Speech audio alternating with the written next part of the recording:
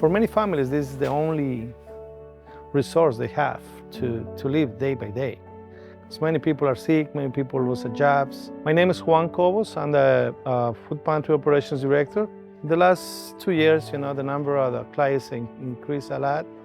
Now we got 600 families coming every week. It's going to help a lot because we provide to them some cleaning supplies, we provide some cans, food.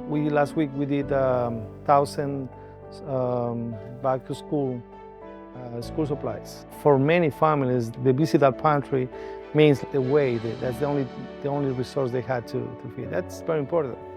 Without this, many people want to be suffering, especially kids, And that's hard. It's hard to see. Thank you guys for what you're doing, that you make the difference, and that you are very generous. That's not the first time you've been doing this, and we appreciate that. The community appreciates that. Thank you.